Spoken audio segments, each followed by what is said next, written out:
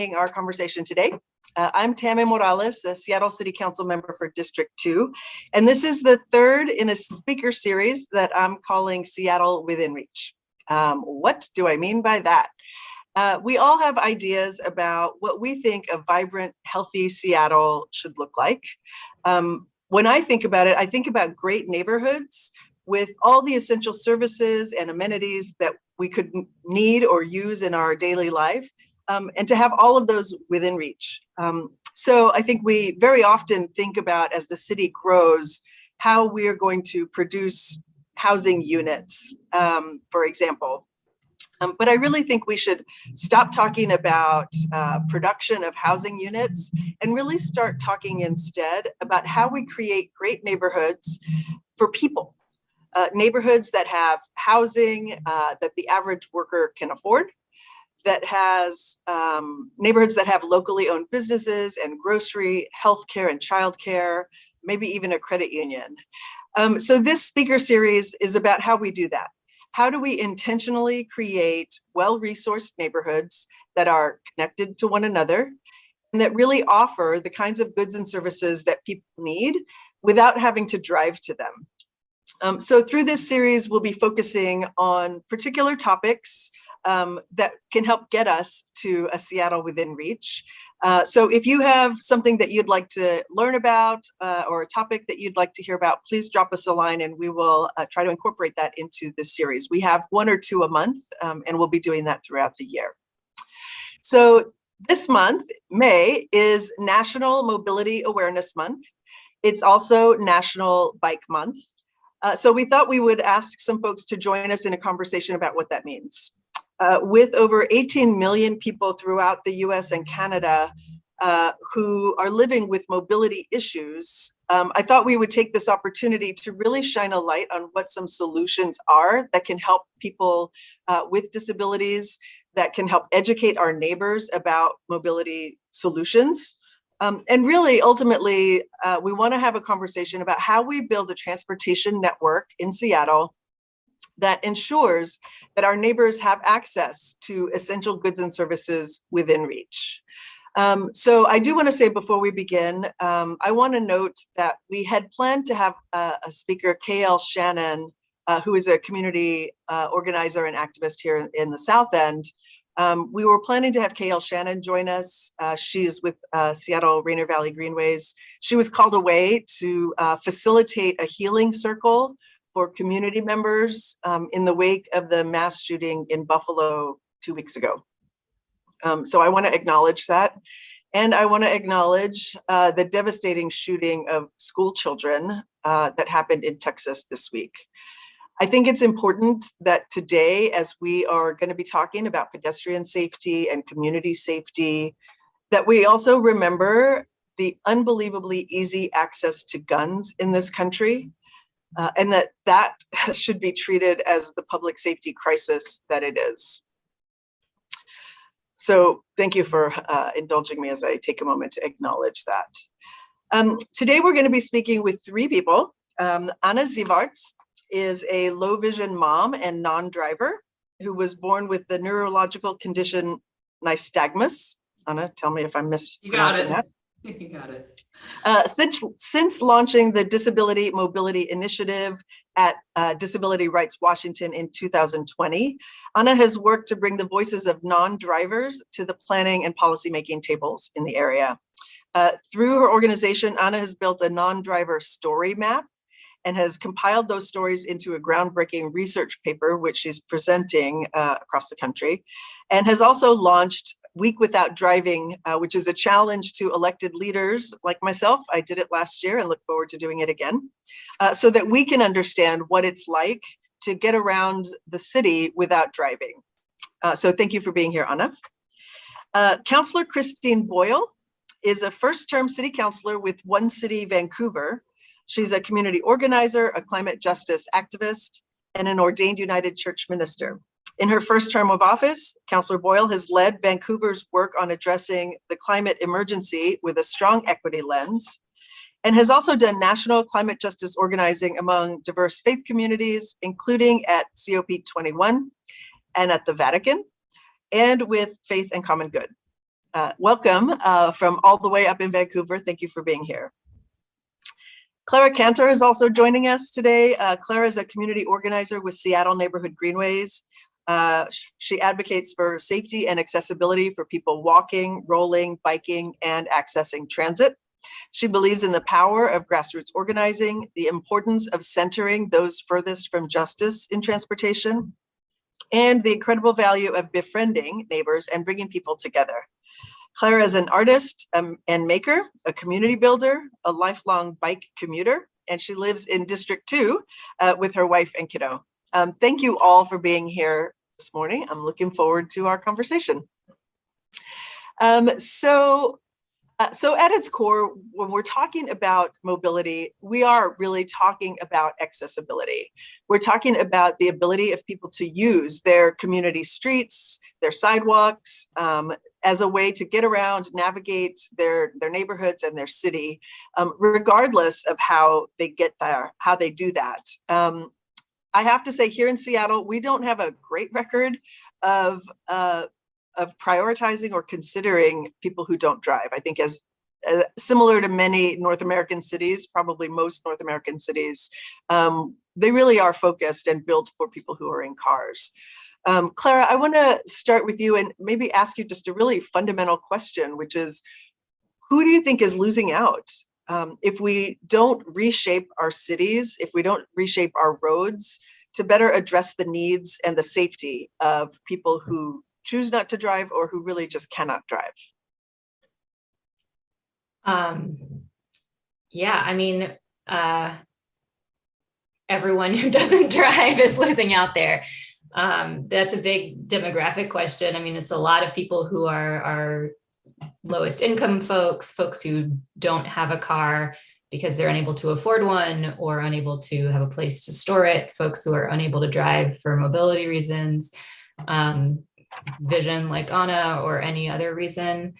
I mean, I bike to get around, and a lot of the other folks that I know that bike to get around do it because it's the cheapest way that we know to get around. You know, particularly the transit passes are expensive.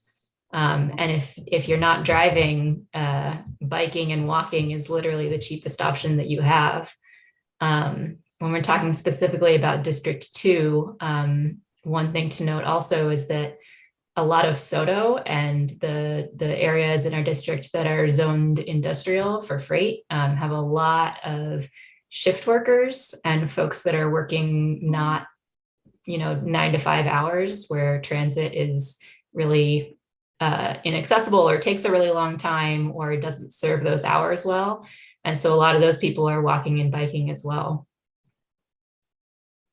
Yeah, the expense is certainly a huge part of the challenge here. And, if we are going to make the kinds of investments that can serve everybody, we have to be thinking about not just the infrastructure, but as you mentioned, how we do our transit passes differently, how we provide more affordable ways for people to get around who are going to access transportation services here. So thank you for that. Councillor Boyle, Canadian cities like Vancouver and Montreal are really emerging as leaders in what we might call an equitable distribution of road space in North America. Can you talk about what you think might have caused that shift, and how are these cities that are really moving toward providing access to people who bike, or improving pedestrian infrastructure, or bus lanes, how are those cities addressing the kind of opposition that comes up when people are asking for space to be allocated in a different kind of way?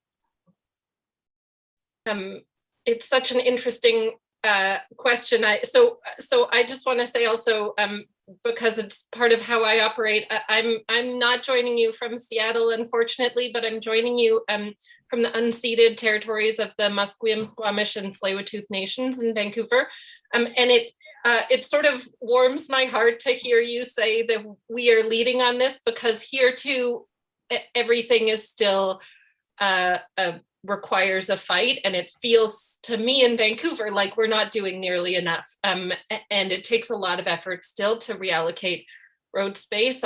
I mostly get around by bike as well, so do my kids, and it certainly still doesn't feel safe. I hear from my mother-in-law's in a motorized scooter, and there are lots of places where it's still really not very safe for her to get around. So, I mean, I just look at the system and think, like, if we were designing our transportation system in a way that made the best use of public funds and that, minimized accidents and deaths, it would look nothing like the way that either of our cities are currently planned.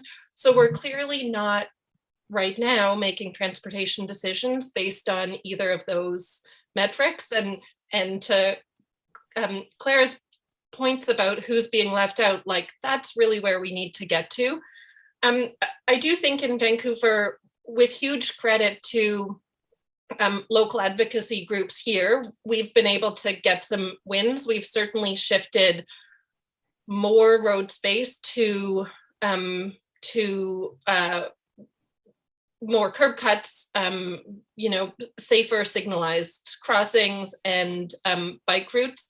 And I think that community advocacy is so important. And I say that as someone who's been on that end and now in elected office. We really need communities helping connect these dots between road safety and accessibility and public safety, connecting with schools and parents, and bringing folks together to advocate on these changes, because the opposition is always loud.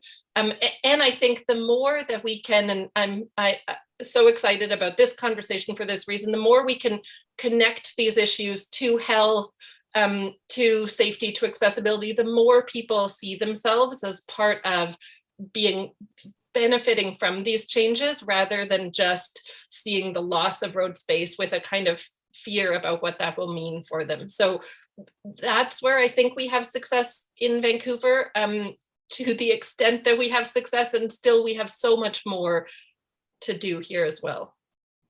Can you talk a little bit about the advocacy piece? I was mentioning to all of you earlier this morning, last week, my staff and I went to Rainier Beach High School and met with some students who are concerned about the safety of the road that their school is on. And they're very interested in advocating. They want to come to City Hall. They want to identify maybe some traffic calming measures that they could advocate for. So I'm interested, Councillor, if you have experience with students advocating for things, and what kind of things they might be able to do, given that they are actually in school during office hours, so that they can be energized by this idea of really, trying to do what they can to support their community. Yeah, I love that kind of work. So I have worked with both students and often with parent advisory committees at schools on the what we've been talking about is safe routes to schools. So mapping out how the school population is getting there and what improvements they see that they need, and often working with those parent groups or advising those parent groups around making prioritized lists of those changes, and then working with city staff in our transportation and engineering department to figure out how we start to make those things possible. Because for a lot of our schools, there's a whole range that goes from sort of a signalized crossing here, or curb bulges, to reducing speed limits. And here in Vancouver, we have to work with the province around changes like that. So there's, it's a whole spectrum, and there's things we can quickly do, and there's longer term issues, and there's work we need to work with senior governments on. And so my organizing hat and organizing work is often helping parents and school staff to understand where those barriers are and do that local groundwork to envision what it could and should look like in their neighborhood, with them really as the experts. They're the ones getting to school every day. And, you know, and including too, I was meeting with a group of parents recently who were talking about all of the grandparents in their area who are responsible for drop off or pick up. And so it's not just safe routes to school for those kids, but also for the seniors in the neighborhood who are helping with childcare, and their mobility needs have a lot of overlap, but a few differences from the kids too. And so really a whole picture there. Yeah, with those kids and parents being the best local experts, and then I see my role as helping amplify their advocacy and connect them with the tools, the decision-making moments around capital budgets or whatever else to make it possible. Yeah, they were very surprised when I showed them the budget and how resources get allocated. Clara and Anna, you're both organizers. Do you want to chime in on any of that? Yeah, this is Anna. You know, my kid just finished a season of track at Rainier Beach High School. He's still little, but they practice at the track field there. And so we spent a lot of evenings coming in and out of that track field and walking to the bus stop. And I know exactly what those students are talking about in some ways. I also, you know, that one of the things I noticed when we were doing that is that track field, and maybe this isn't the case during the school day, but in the evenings, all the gates are locked. And so the only way in and out of the school is to walk up and down this parking lot. And it just made me really think about who was making that decision, because, you know, with a little kid, it felt like not a very comfortable space. And I imagine there's probably conflicts with students as well, coming in and out of there. And just, you know, if you had those other gates open, it would be so much easier to get to the transit stops more directly. Yeah. But we always center, you know, the driver in these situations, and we aren't thinking about the people who are trying to access spaces in our city, not in a car. Yeah. And as we're talking about it, I mean, kids and elders are like a huge percent of the people that are not in cars, you know, or that are trying to get around our city outside of cars. And like Anna said, those demographics of people are not often the ones that are making decisions about how we're planning our city out. Yeah, absolutely. Well, so I do want to talk a little bit about a trip that you and I, well, the three of us took. I joined you all recently with a group of other parents on your commute to childcare. And Anna, I know you have a family bike. Can you talk a little bit about how having a tool like that as a parent and as a person with low vision has changed your ability to navigate the neighborhood, and maybe what a typical day was like before you got that? Sure. Yeah. So I'm low vision, but I have biked my whole life for transportation, and I love biking. It gives me a lot of joy. I also love having the sort of resiliency of living in a city where the bike isn't my only option. And so if it's rainy or icy or I don't feel great or whatever, I can hop on the bus or the train. And I feel incredibly fortunate to live in a city, with those options, and live in a part of the city that has those options. And I think, you know, that's one thing that we don't always talk about, and is that is really important. Is, you know, some days the bike isn't going to be the best option. And so to have the option of transit is really nice. And then sometimes transit's not an option. Sometimes the train breaks down. And so it's great to be able to take the bus, or the bus is stuck in traffic, or, you know, and so having those options and resiliency really, I think is key. For me, being in a really hilly city like Seattle and having a kid to haul around, having the privilege to be able to afford an e-bike was pretty incredible. And especially, you know, getting up and down these really steep hills. And then often I found before I had the e-bike, I would often choose the routes that were the flattest, because I just couldn't imagine getting myself up a hill. And those routes in Seattle tend to be the routes with faster traffic, more traffic, more dangerous to be walking or rolling along. And so, I feel like that e-bike has given me the opportunity to pick some really out of the way, very steep routes that I avoid a lot of that conflict on. But, you know, that's a real privilege to both be able to afford an e-bike and then have a place to store it. You know, I'm lucky that I have a place I can roll it in, but there's no way I could carry that bike up and down stairs. Right. And so you just think about how many people are, you know, that's just not an option for, because you can't securely store them outside, on the street. Yeah, there's certainly an issue of those that are left outside getting stolen as well. So, um, Clara, how about you? How was your daily commute getting around? Very similarly to Anna, actually. I was sort of chuckling as she's talking about the e-bike because I'm still pedal powered and my kid's getting bigger and heavier, and I run into a lot of those challenges, huffing and puffing up and down the hills, trying to get around because I don't want to bike on Rainier Avenue, which is the flat direct route that I could be taking to avoid all those hills. But which doesn't have a protected bike lane and is the most dangerous street in the city. So certainly understand. I think your point, the point you made, Anna, though, about the redundancy being so important, right? Like, we do need all of these. This isn't really a question of pick something from the menu. It's the redundancy of options is a feature, not a bug, right? Like, we need to be able to have transit and buses and protected bike lanes and sidewalks that aren't crumbling, and in order to create the sort of layers of accessibility and protection. Yes. Yeah. Councilor, you mentioned that you also ride your bike. Do you want to chime in on the family bike conversation?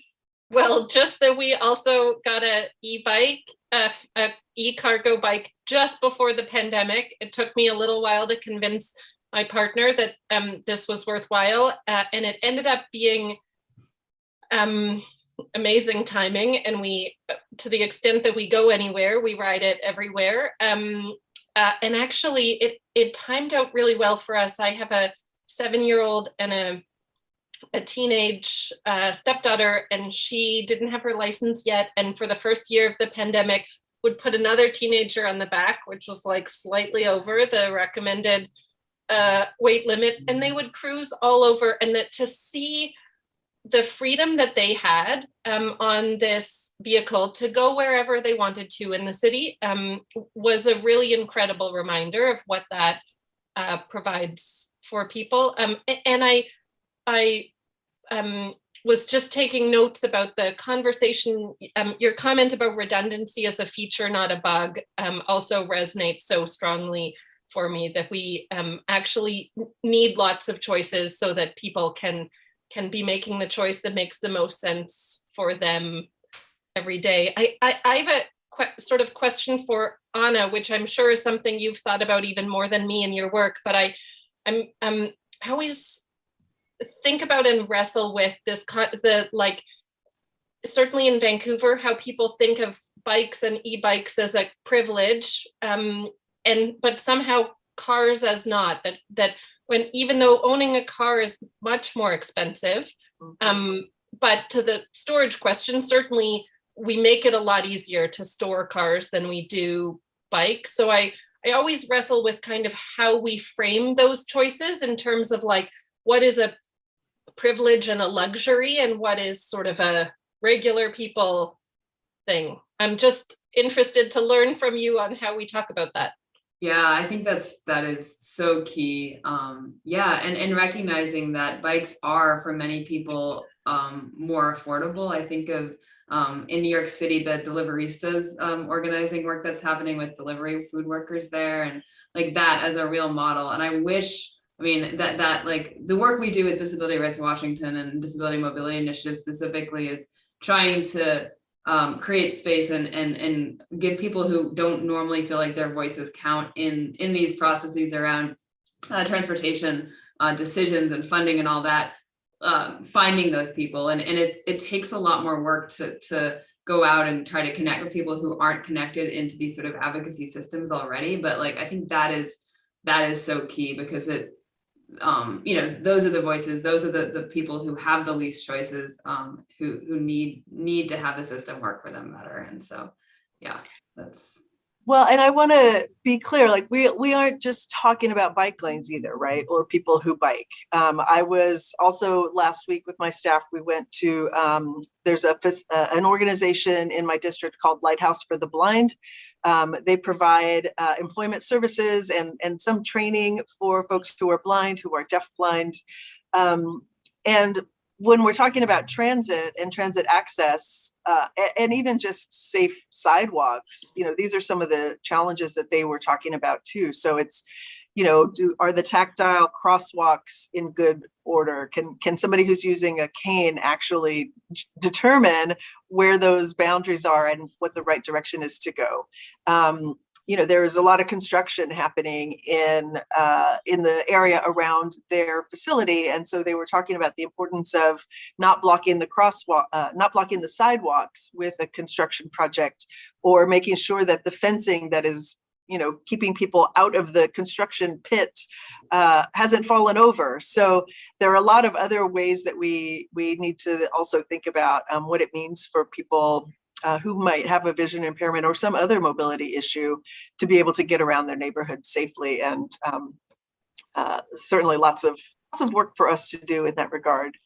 Clara, I do want to ask you about this question of, how we can do better as a city. In Seattle, we have about 3,500 miles of roadway. Something like 25% of our residents live on a street that doesn't have a sidewalk, particularly in the north end of Seattle and in the south end of Seattle. And we know that less than 1% of road space, mostly downtown and near the University of Washington, less than 1% has safe bicycle infrastructure that can accommodate people of different abilities and different ages.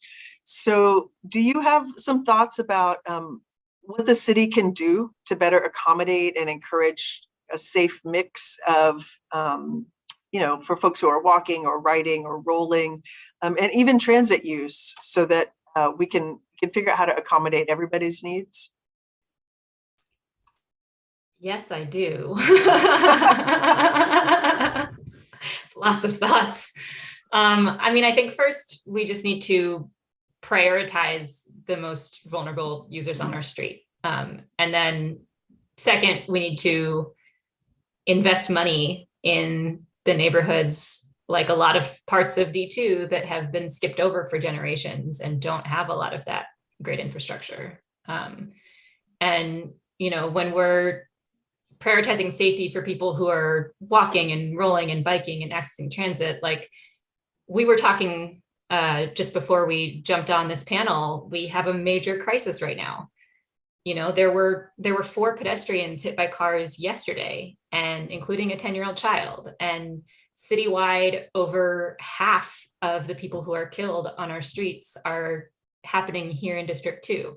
And that's what we should be focusing on here. There's a reason for that. And it's because the streets down here, a lot of them are really, really dangerous. And when the city is putting in street safety projects all over the city all the time and investing our public dollars into those communities,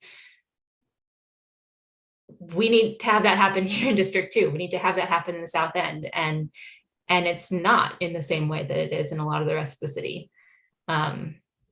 And whether that's new lights and safe crossings or new bike routes or, maintenance, like fixing our crumbling sidewalks so that people can get around.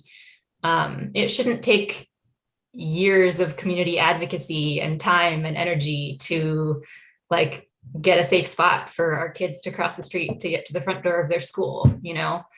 Those are things that should be happening, that should be there already. Yeah, so we have a Vision Zero plan. Right. We have identified a pedestrian master plan, a bike master plan. What do you think is the issue here with why these things aren't getting built out? Anna, do you want to respond to that? Yeah, I think it's almost like I want to take it a little bit bigger. Sure. But I think it's not just that, we need these infrastructure improvements for sure. You look at where they are and where they aren't in the city, that's a big part of it. I think it's also thinking about, communities like the South End there was this car infrastructure created to allow other people to pass through as quickly as possible. like Right. what we see with our freeways. And behind me is a freeway on-ramp that I've crossed with Councilmember Morales so far. Here and you know, at the 90, and it's undoing that idea that these are communities that need to be passed through as quickly as possible, for the convenience of you know, whoever's trying to pass through them as quickly as possible. And what would it mean to rethink that and be like, all right, no, the priority is the people who are trying to cross Rainier, not the people moving up and down as quickly as possible. Or you know, what would it mean to rethink this big interchange at I-90 and Rainier, so that people can access the transit stops, the transit, you know, infrastructure that's there and is getting built there. So I want to move to talk about this issue more broadly, as you said, Anna. You know, when we're talking about mobility, what we're really trying to talk about is how we build healthy neighborhoods. And you're right, like that's really hard when across the country, our cities have been planned in a particular way for decades. And that is built around people's ability to drive. It's shaped our cities. It's shaped, you know, where roads go, where sidewalks go. And this has been, you know, done in a very inequitable way. As you said, in the South End, you know, the two major north-south arterials were highways. And now trying to use them where, you know, dense neighborhoods have grown up is really problematic. You know, we know that in North America, low-income communities, communities of color are just kind of expected to live without sidewalks, with poor access to transit, you know, with virtually no safe bike infrastructure, just little investments. And that is you know, the history of redlining in our communities is another demonstration of that. While other parts of town get sidewalk cafes and good transit and separated bike paths. And so that is the reality. I think what I get a little bit nervous about is that when we do start to try investing in these historically under-resourced neighborhoods, it very often leads to gentrification. And we have to figure out how we're going to mitigate that so that the people who live there get to benefit from those investments rather than getting pushed out. I think what makes me nervous is that then the people who live there themselves start to fear these investments and start to feel like, you know, like we are intentionally trying to push folks out. So I'm just going to open this to anybody. Can you talk about whether you think there is a link between providing safe infrastructure, providing investment that can make a community, you know, more secure, better quality transit, and that issue of gentrification? I mean, Oh, go ahead. Go ahead. I was just going to say it's absolutely a challenge in Vancouver as well. And I think this is one of the places where it's so important that we connect these kinds of community investments with stronger tenant protections, for example, and more participatory engagement, so that communities are saying, here's what we see would benefit us in the ways that we're living in our neighborhood. You know, and so those pieces, the land use piece, and the equity and justice piece, like, have to be part of the transportation conversation, so that it's not a sort of top-down vision of how people will get through neighborhoods, but really about how people will live in them. And then I think that the challenge, of course, for all of us is how that balance of how folks currently living in the neighborhood get around, and how we welcome more people into the neighborhood without displacing people, and helping those folks get around. And again, I really think, you know, the nervousness that communities feel is justified, because historically, we have seen a lot of gentrification and displacement. And so we have to come into these conversations acknowledging that history, and doing better than has been done in the past in terms of connecting these issues. I can jump in and say, this is Anna, that, we, Disability Rights Washington, we're statewide and Disability Mobility Initiative, we do organizing, through lots of communities. And to be honest, like most of the people we work with can't afford to live in Seattle already because it is so expensive. And while, the folks we work with are all quote unquote transit dependent, and I hate that phrase as well, but the dream is to live somewhere like I live, near light rail, near buses with sidewalks, and yet that is not affordable for most folks on SSI. And so I really think we have to make a massive investment in sidewalks and transit everywhere, prioritizing so that it doesn't become like this luxury that you can only have if you're wealthy. The access to those things, that it is just like you have electricity. It is, considered part of what we as a society provide throughout our state, starting with places where there are a lot of transit dependent folks. Yeah, well, I mean, and that's my goal, certainly, right, is to make sure that the South End can benefit from, the kind of infrastructure we're seeing at Green Lake or Lower Queen Anne, street upgrades, sidewalk upgrades, without stoking that fear of displacement that, as the counselor said, is justified, because that is how it has worked in the past. But that doesn't mean that it has to always work that way. And so that's the question, right? How do we make sure that we are putting some mitigation measures in place so that people don't get pushed out? Clara, did you want to chime in on that at all? Yeah, definitely. I mean, I think, whenever we're investing in an infrastructure project in a neighborhood, we always have to be thinking about this. And any of these big investments have to be coupled with more affordable housing at all levels, and programs to help people stay in their communities if they want to do that.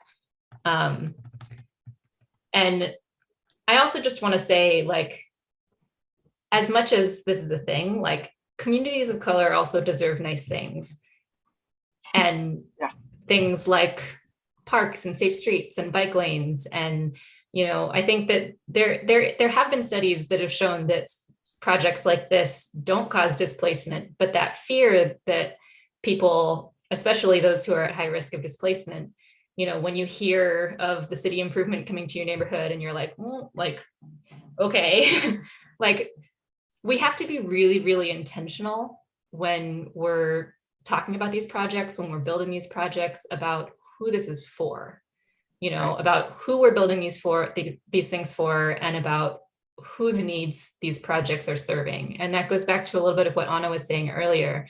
Like, is this project serving the people who are living in this neighborhood, or is it serving people who are passing through it?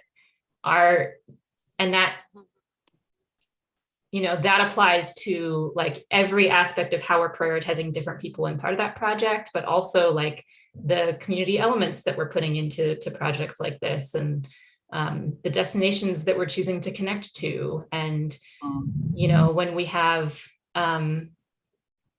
major crosswalk improvements and signals in front of certain areas and not others, that's showing who in the neighborhood we're prioritizing access to. Right. I want to go back to something that we kind of touched on a little earlier, which was this issue of, is it a privilege or a necessity to have a bike or a car?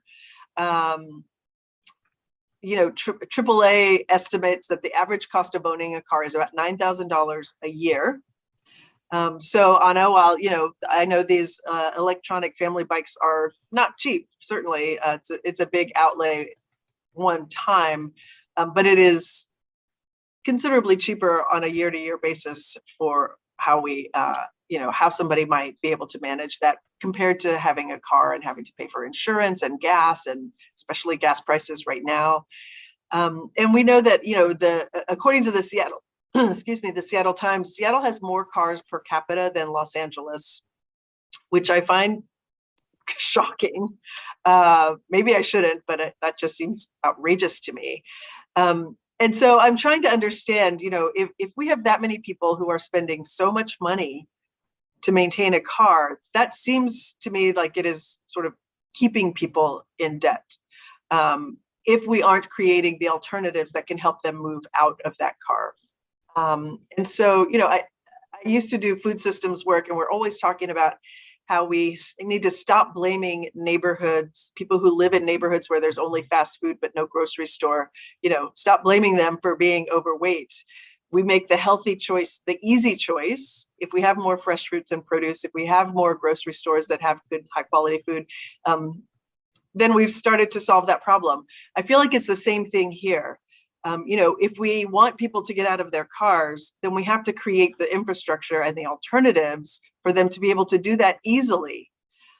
So I guess part of what I would love somebody to answer is, how our history of redlining, our racist zoning laws kind of contribute to the challenge people have of getting from point A to point B.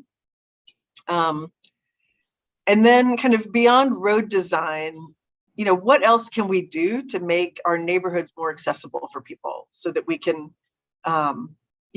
give people their $9,000 in car expenses back and people have, more discretionary income, more disposable income. I don't think I asked anyone in particular that, but. I can jump in on the land use aspect of that for sure to start us off. I think land use and zoning is like absolutely a huge factor in how easy it is to get around. And, we talk about redlining as like this bygone historical thing, but that's still continuing. It's just using different words now. And the way that we zone our neighborhoods plays directly into the way who we're prioritizing when we're building streets in those neighborhoods depends entirely on the label that we have on that land. We were talking earlier about Soto, and Soto is entirely zoned industrial. That means every single street's built for freight, and there's a ton of people walking and biking around in Soto, but because it's zone industrial, that doesn't matter. And so people keep dying there, including Gunhao Lee, who was an elder who was killed just a week or two ago. And when you go south to Georgetown and to South Park, you see more impacts of that. You see it in noise pollution, in air pollution, in the water pollution down there, big, wide, dangerous streets, the lack of safe streets for people to be on, to just like exist in those neighborhoods is like, there's not a lot of space for it.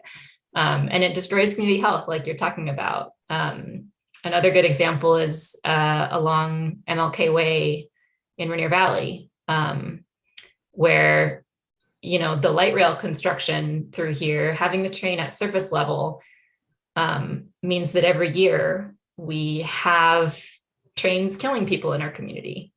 And the train is also the length between the stops in the Rainier Valley is really, really long. And so for a lot of people, the train is really serving as this thing that's connecting people through our neighborhood rather than to our neighborhood. And it's not really serving the people who are living here and trying to get to destinations here. And you don't see that in any other part of the train line, And so as we're investing money, public money into expanding this system, we have to talk about putting money into making this section safer and making MLK Way safer for the community that's living here and the community that's using these streets. But 8 people have been killed in the last 2 years on MLK. It's dangerous. Yeah, this is Anna. That made me think about how difficult it is, like those east-west connections from Rainier Valley into Soto and Georgetown, and like the transit routes are almost non-existent. And biking, unless you have an e-bike, it's a pretty wicked hill.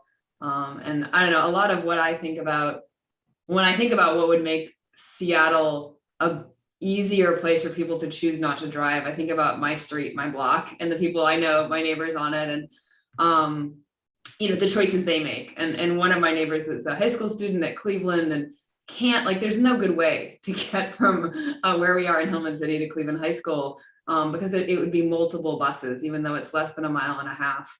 And, you know, his bike kept on getting stolen. And so he doesn't have a bike. And so it just, I think about the people on my block and what would change people feeling like they have to drive everywhere. And I don't have easy answers. But I think part of it is thinking about, okay, there needs to be things like there is so much potential to have the sort of things that we need to access in our neighborhood here, so people don't need to drive as far. But because the majority of people are driving, there's not the market for those things to exist. Like I think about everyone going to Costco for groceries, which means that people who don't have cars and can't get to Costco for big shops are shopping locally at stores that, you know, have less choices because, you know, the majority of folks are going somewhere else. And so like, what would it take to really start to change that? I don't totally know, but I think a lot about my individual street and how much I would love if people didn't get out of their house and go straight into their car. And if we were actually like interacting with each other more in this shared space. I don't know, I think that would help a lot with community building and mental health, but people don't feel like it's a choice. Well, and that's the issue for me, right? I mean, that's part of the point of this series of Seattle Within Reach is how do we start talking about what it takes to move in that direction? We will be talking about the comprehensive plan for the next 2 years and you know, hopefully making some different and better choices about what our zoning and land use looks like. Councilor Boyle, we spoke yesterday about kind of the very narrow ways that people talk about public safety.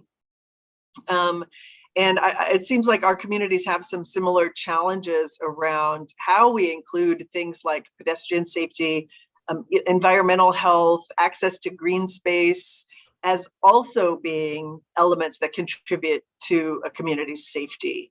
And I think it's getting back to this issue of building healthy neighborhoods. How do we intentionally create healthy neighborhoods? So can you talk a little bit more about what you mean by that, and how is Vancouver thinking about what it means to build healthy neighborhoods?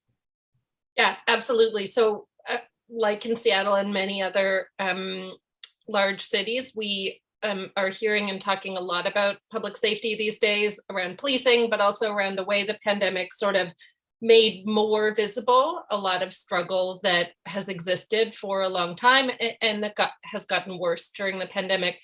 And often in Vancouver, that conversation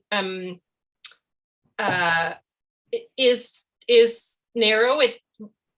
We don't tend to talk about road safety, transportation safety, other public health issues when we're talking about public safety, but it's very important, I think. So in the heat dome that we all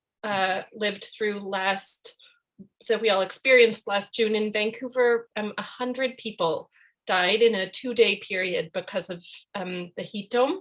Wow. We had across BC a lot higher fatalities than in the US for a number of reasons. The majority of the folks who died during those 2 days were seniors. They were people with other health vulnerabilities. They were living alone in older apartments. I mean, that's a huge public safety issue that we tend to not talk about when in the type of public safety conversation that we are having in Vancouver. I mean, similarly, we have a high number of traffic injuries and fatalities still. And again, those tend to be more vulnerable street users. So I do think we need to broaden that conversation to be looking at what are the safety issues that we're facing. And then, you know, we don't even have really good and clear numbers in terms of the conversation about air quality and exhaust. Like, it is still the case in Vancouver, and I certainly have been working on shifting this, but it's still the case that in most of our neighborhood planning, we put our mixed income or lower income multifamily housing on our major arterials. And we have some older planning documents that explicitly name that we're building apartments to act as a shield or a buffer for noise and car pollution from the rest of the residential neighborhood. That is, I don't need to say to you all, that is a terrible way to think about renters and rental housing in the city. But it's been a big part of the kind of the approach that we have taken, and that needs to change absolutely. So, there is so much there to say, but I think this is why it's so valuable to be talking about land use and housing alongside transportation and health and public safety. They're all so deeply intertwined. They're all connected, and that we have similar documents here, that talk about, we call them urban villages here in our land use code, and it is just that. It is, or transit oriented development. It's called different things, but it is putting multifamily housing along the arterials. And, I can understand how that makes sense in terms of making sure that folks have access to those services. But when it is now being used as a reason not to allow that kind of housing, which we desperately need in Seattle, not using that as an excuse not to build multifamily housing anywhere else, and all of those, we're done. The capacity is very close to being reached for that kind of development. We need to be thinking about all of those things in a much more equitable way. Anna and Clara, I don't know if you wanted to chime in on any of that. Yeah, this is Anna. I guess the part about arterials and housing, I also feel like we can't just walk away from arterials, because there is housing there and there are people who are going to be living in that housing. And, what would it take to actually not have them be full of, high-speed traffic and noise and pollution? Can we actually think about de-arterial, I can't even say that word, but how do we get people to drive less? And I really think, I know it's not a safe political thing to say, but I think people need to consider that every time they get in a car, even if it's an electric vehicle, the risks that they are externalizing and the costs that they're externalizing on other community members, those are significant. Sure, there's aren't choices, but we need to be thinking about those costs that are being borne by the people with the least options, with the greatest health risks. And that's what happens every time anyone in our city drives anywhere. Yeah, those things are all connected. And you're right, we do have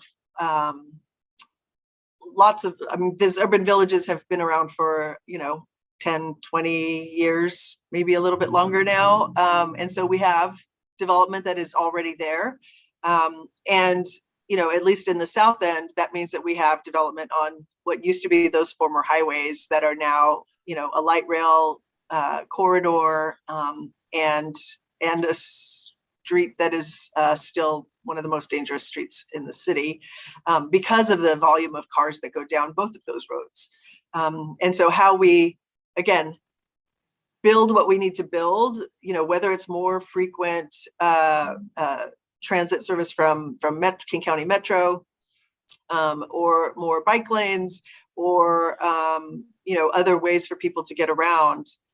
Until we provide those alternatives, we'll continue to have what is, in my mind, too many cars going down the street. So we need to start building up one as we start to figure out how we reduce the other. Can I just jump in to say, I think please.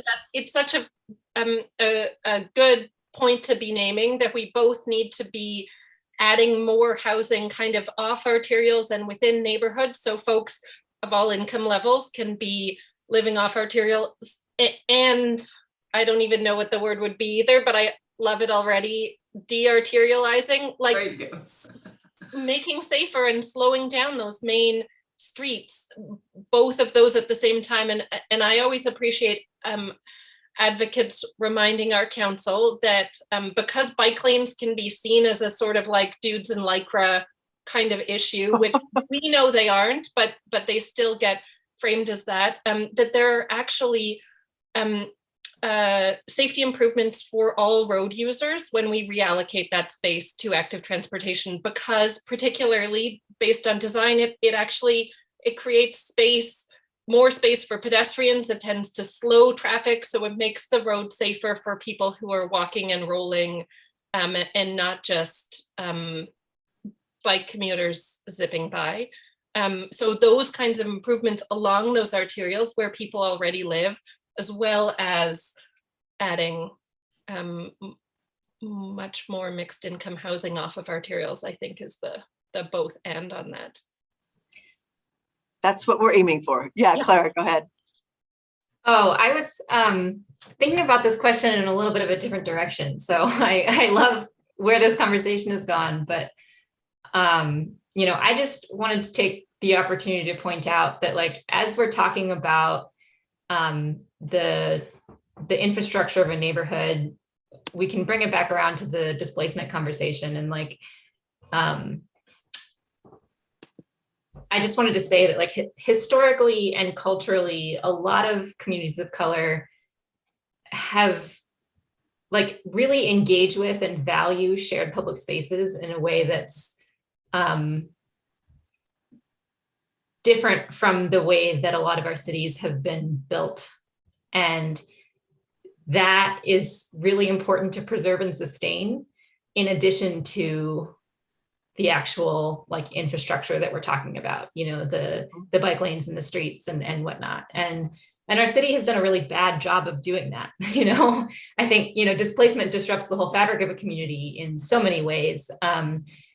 But the cultural element and the way that a community interacts with its public places and public hubs is a really, really important part of that. And I know Councilmember Morales, you've been talking a lot about like the 15-minute city idea where, you're able to live near to your daily needs and able to access those things within a reasonable walking distance. But, I think almost a bigger element of that is like your sense of community belonging and neighborhood trust and like awareness of the people that live around you and that you interact with on a daily basis. And that's a huge part of dense affordable housing, and we need it everywhere, but like it's an element that we're not really talking about here when we talk about a lot of like the infrastructure improvements. Yeah. So Clara, when you first started talking about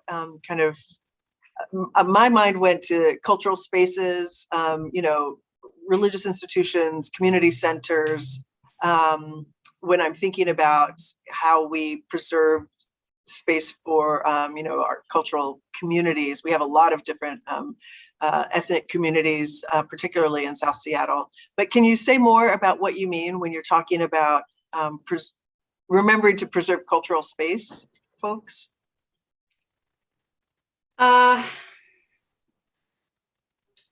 think I'm I'm talking about the way that communities interact with public spaces that often is the street, or public squares, or just hanging around outside, like in public parks, in community gardens, in the sidewalk space between the building and the street, and the way that allows you to familiarize yourself with your neighborhood and your community. And I feel like it's something that, like, when you move into a space, or when you look at a space that's like single family zoning with like a lot of space between the houses and a lot of space between the building and the street, and there's just like a lot of empty space there, that, and kind of the like white cultural need to like keep to yourself a little bit more, like or you're just sort of like isolating. And I'm trying to place an emphasis and value on people coming together in those spaces, and those spaces as connecting. Important. Sure, that makes sense.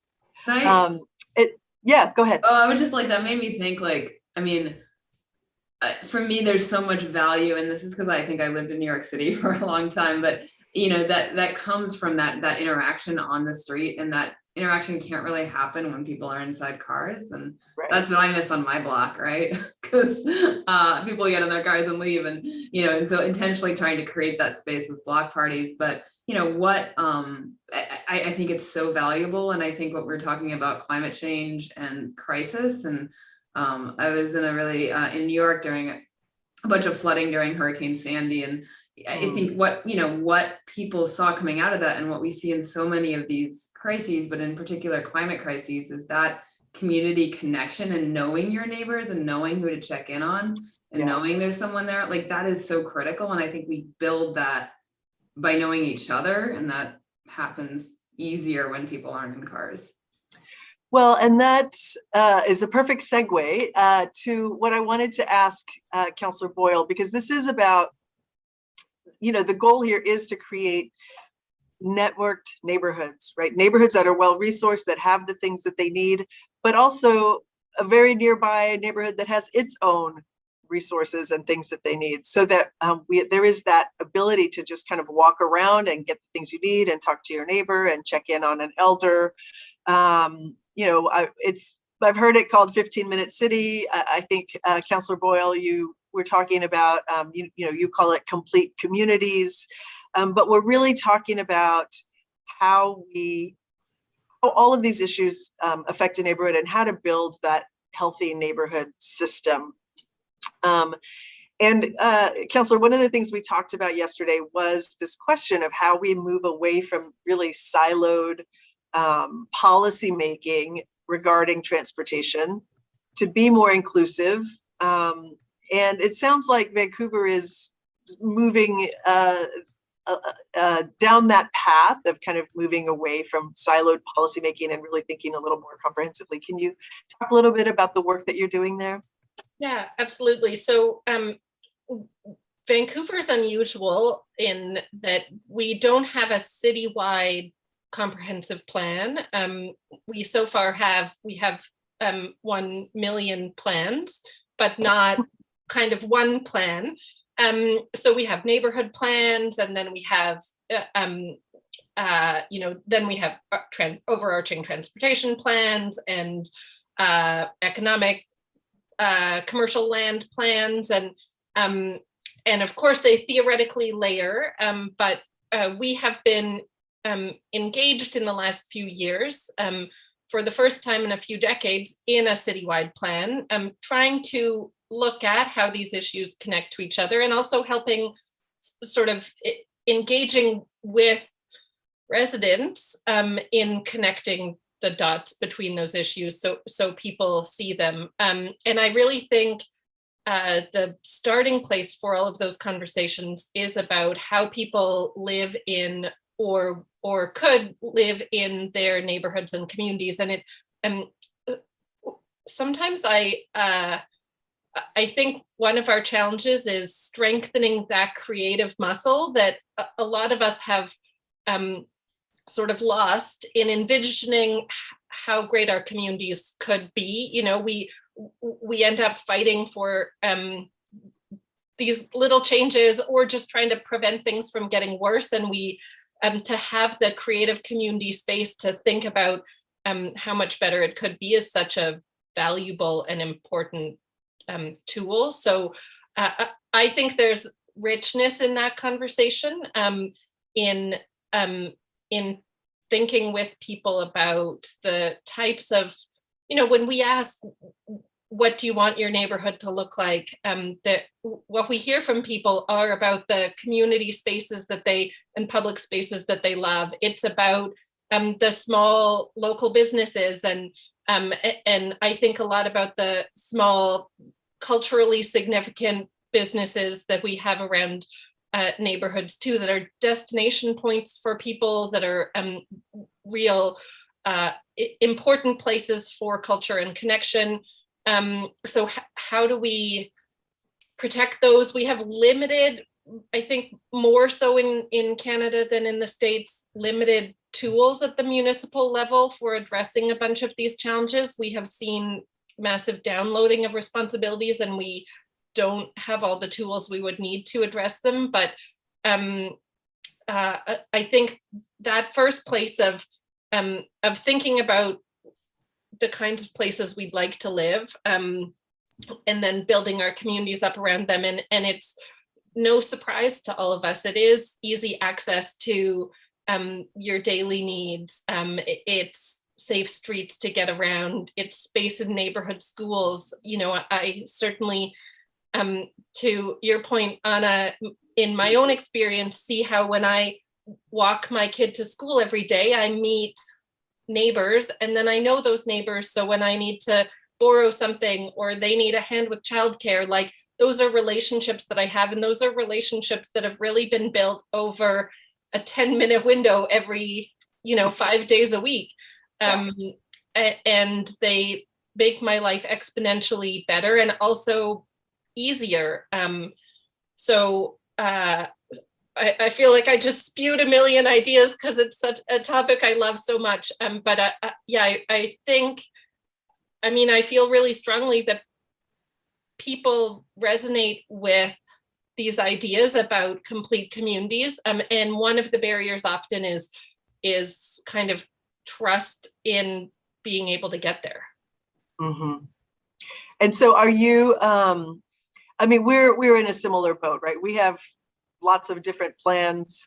My hope is that as we move through the comprehensive plan conversation, we don't make any decisions on one piece before all the other pieces line up. But it's challenging because there are so many needs and people are, as you say, sort of fighting for crumbs, instead of kind of zooming out and taking the big picture and trying to figure out how do we hold all of this and make the decisions in a way that serves, as Clara was saying, starts with serving the most vulnerable in our community and making sure that their needs are met, that they have access to the things that they need, and work out from there, right? It's the Paul Wellstone saying, we all do better when we all do better. And that means you have to start with the folks who are furthest from justice, whether we're talking about transportation or housing or any of the other things.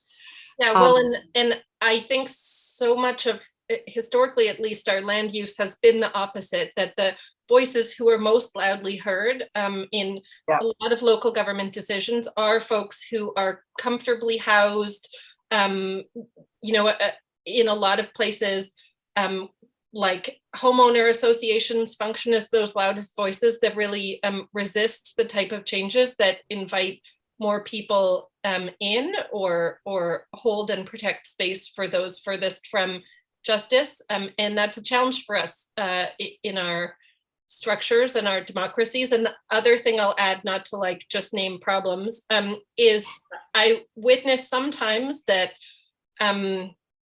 planning functions to slow down change that we really need to be making a lot more quickly, particularly on the timeline of the climate crisis that we're seeing. So we will, and we're in year 3 of a citywide plan, and I think there's value to it in terms of connecting all of these points, but we're already hearing that we shouldn't approve it this spring because there hasn't been enough consultation about it. And in a lot of ways, I think that is delaying changes that we really do need to bring in, and there's a tension there. But on a lot of these issues, we do need to be acting more quickly. And so I absolutely agree in that challenge of how do we center those who are furthest from justice, and then be making those changes and learning from them and continuing to make them, rather than kind of constantly delaying or letting those voices who are most comfortable call the shots. Yeah, community engagement and what that means and who is engaged is certainly a big question and something that we're finding, particularly when it comes to housing, something that is particularly challenging here. Anna, I wanted to ask you, from your perspective, what are the missing links that keep Seattle's transportation network from really serving the different needs of a community? I mean, we certainly have a lot of infrastructure needs. I mentioned sort of at the top that we have very few bike protected bike lanes. Are there other things that you're thinking about, whether it's from a citywide perspective in terms of like how big picture infrastructure things should happen, or in your neighborhood, people's ability to access the childcare center or get to school? What do you think are some of the missing links, and how do we close those gaps to start making some improvements for our neighbors? This is a hard question for me to answer, because I start from this perspective of like the people that I talk to through my work, most of them would love to live in a place, like love to live in Seattle, anywhere near Seattle, where there's the kind of, King County Metro exists, right? Where there are sidewalks. And so in some ways it feels like nitpicky to talk about the gaps in our system, because the gaps in the county or in the region or in the state are so much bigger, and present so much more of a challenge for people who don't have the access to drive. But that being said, I look again at my blog and I'm like, why aren't more people riding the bus? The 7 is a 2 or 3 minute walk from people's front door. What is stopping that? And I think, in some cases there are accessibility barriers, like there aren't curb ramps. There aren't accessible crossings. Cars don't always, yield at intersections. Those are things. But I do think it's more than that, and it's going to be about a cultural shift, and maybe it's about making, how do we get people to choose to not drive somewhere? And I think it might come down to making driving less of an attractive choice, because I think, to be honest, our transit system here in Seattle, there are gaps for sure, but it's pretty darn good. And so it's time to start, I think, looking at the other side of the equation. Yeah, I sometimes wonder, like, one of the metrics I think about is if someone's pulling up Google Maps to see how long it's going to take them from one place to the other. It is a major problem if it takes half the time to drive there than it does to safely take transit or safely use active transportation. So we need to rebalance that so that the most convenient choice is also the choice that is like uses the least emissions and is the most efficient and safest for the whole community and not just for each individual. Well, and we do, we have we have a great bus system, and as Anna was saying earlier, my kid goes to Cleveland High School too. Getting from where I live to that high school is, 2 buses, maybe 3. And we're like, a mile and a half, 2 miles away. So how we, and this is a conversation to be having with King County Metro, about how we increase frequency of the buses, how we increase reliability, because as great as the 7 is, and I don't worry about, what time the bus is coming if I'm taking the 7, because it comes every few minutes. I know there will be another one if I miss the one I was aiming for. But I would love to see our entire system working that way. And, I was talking to some of the kids at Rainier Beach High School last week again, and one of the students asked me, he takes the 106, and he said, that bus comes every 30 minutes. And if I miss it, I have to wait a really long time, either to get to school or to get home afterward. He's got after school activities. And so increasing the frequency and reliability of all of our buses is in a major metropolitan city like this, I think is important. And also to your point, Anna, because we've had so many people pushed out of the city, we have a lot of folks living in South King County, but who still ride the bus into town to go to work. And so that is a system that I think, while I think I agree, we have a good system, there's always room for improvement. And especially when we're talking about those neighbors who aren't in Seattle anymore, but still have to come in for any number of reasons. Clara, I feel like I saw you start to say something and I spoke over you, so please go ahead. Oh, no, you're fine. I was just thinking that goes back to Anna's earlier comment about redundancy and resiliency and having multiple options for folks. So if you do miss a bus and it doesn't come for 45 minutes or whatever, you have another option for how to get where you need to go. Right. Yeah. Um, let's see. Councilor Boyle, I wanted to ask you about something that we sort of learned about that they're doing in Montreal, or maybe this is just proposed. But so during the pandemic, we know that lots of communities put some serious investment into kind of pedestrianizing streets, expanding bike infrastructure. Here in Seattle, we did a lot of temporary things, but we didn't really go as far as some communities did. And I'm thinking of Montreal that has, it's called the Rev. It's an express bike network that really provides clear boundaries for spaces that are dedicated to bikes, spaces that are dedicated to bus, car, sidewalks for pedestrians. And the goal is really to increase everybody's comfort, everybody's sense of safety as they're using whichever mode they choose. I don't know if there's something similar to that happening in Vancouver, but I wonder if you could talk about, what you think motivates some cities to really kind of go for it and make those commitments. Yeah, so I'll say in Vancouver, we were similar to Seattle. We did a lot of temporary reallocation, and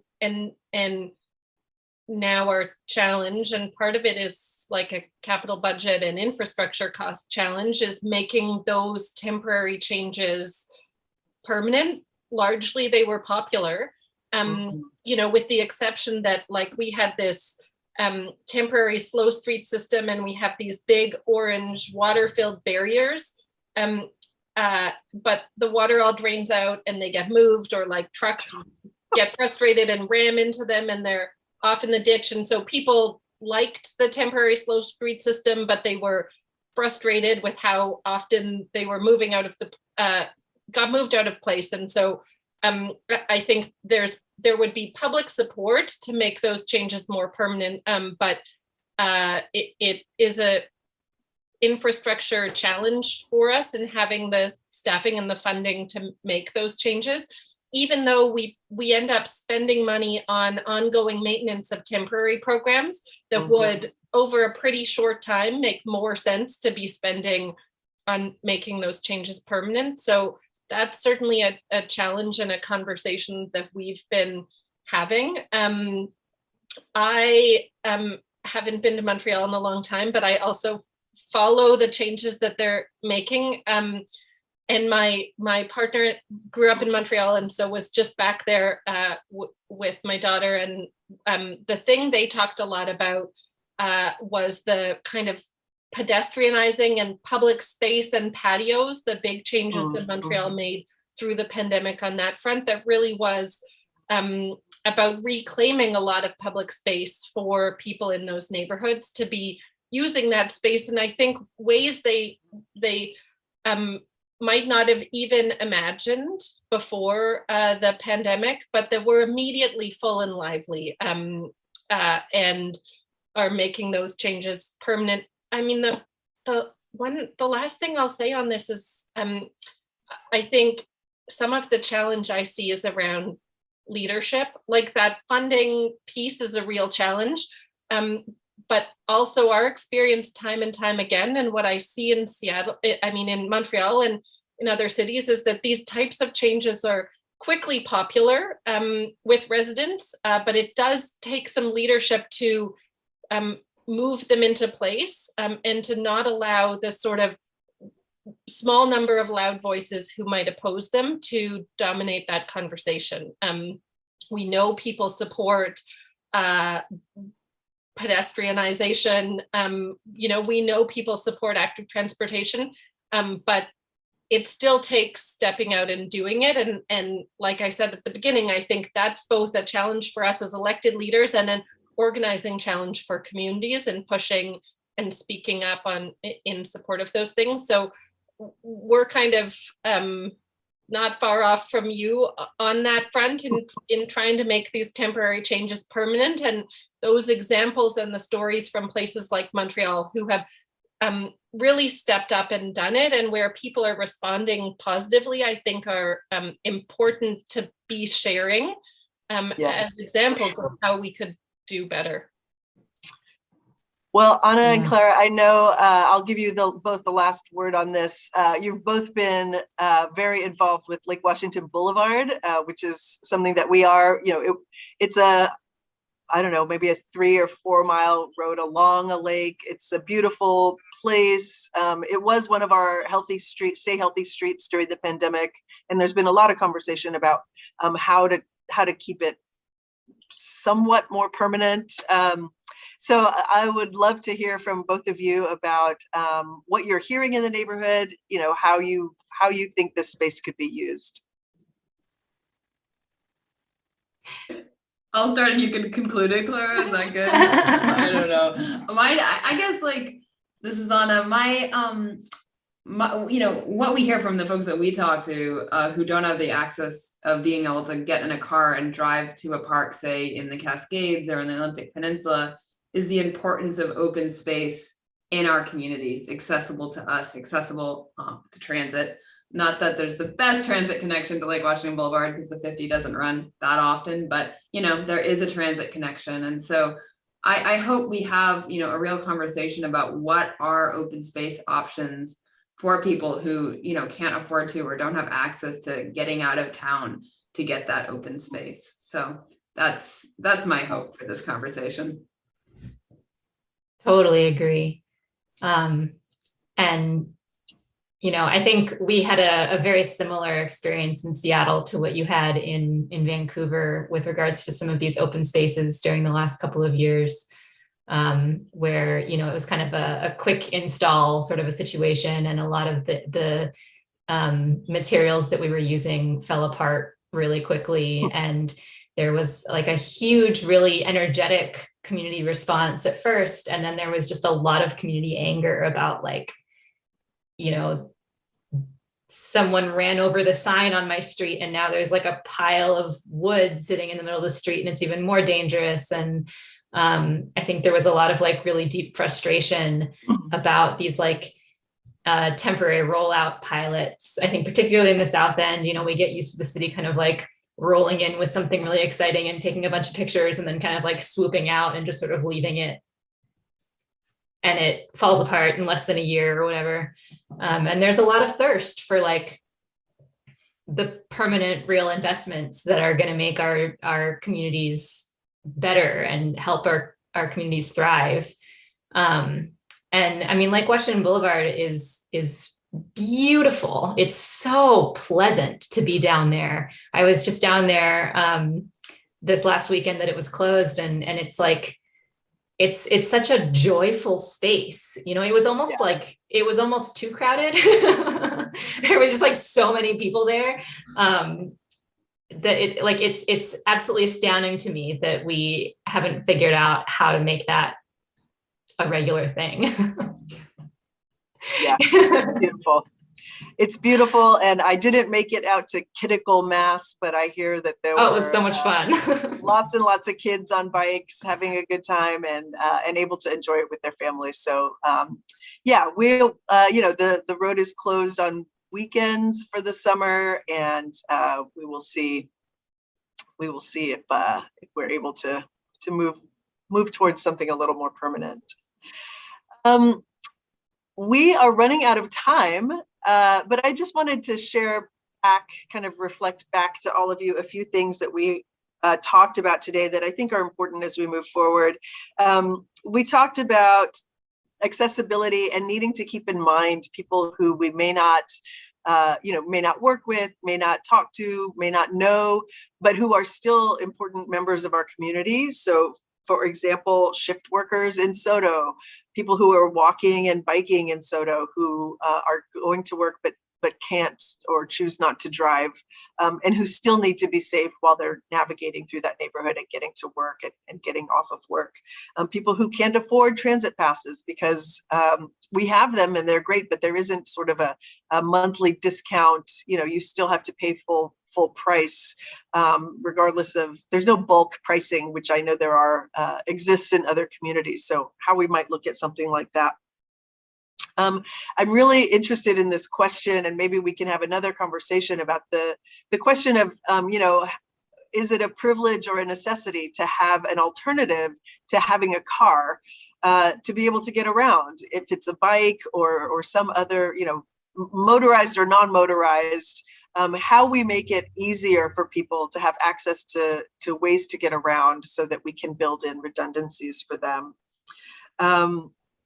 And I think something we talked about a lot is just the real need to prioritize our most vulnerable neighbors as we're making policy decisions, as we're having conversations with our neighbors about why these changes might be good for our community, and not something to object to or to sort of rail against, but what having some alternatives to driving could do for our relationships to one another, our relationship to our city and to our neighbors, and to our community. So I really appreciate all of you bringing that element into this conversation. Like, we're talking about people, we're talking about our neighbors, we're talking about a community, and that's what we're trying to do: build healthy neighborhoods and healthy communities.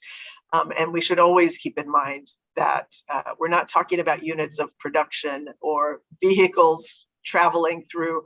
We're talking about people, and that's why this work is so important. So I want to thank Anna Zivarts, Clara Cantor, Vancouver City Council Member Christine Boyle for joining us today. This has been a really great conversation.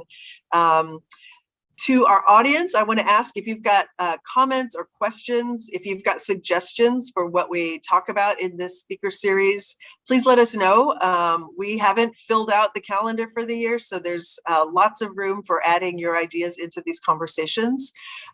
You can send suggestions to my office, tammy.morales@seattle.gov. We're on all the socials, so if you want to tag us there and let us know what you're thinking, that would be great. We don't have our next conversation scheduled, but there will be at least one discussion in June. So as soon as we have details about that, we will make sure that we're letting folks know about that. If you want to catch this segment again, or if you want to watch to share with someone that you know, you can find a link to this on my website, seattle.gov/council/Morales. Again, this is a speaker series that we're calling Seattle Within Reach. And I want to say that in addition to the speaker series, we are working on policies based on the ideas and the conversations that we're having. So over the next year or two, we will be unveiling the policies that come out of these discussions. So please be part of the discussion. We're hoping to have the next one in person, and we're hoping to be able to hear from you about what you're thinking and what you'd like to see next. So thanks for being with us, everybody. We are signing off, and I hope you all have a great day. Thanks so much. Thank you.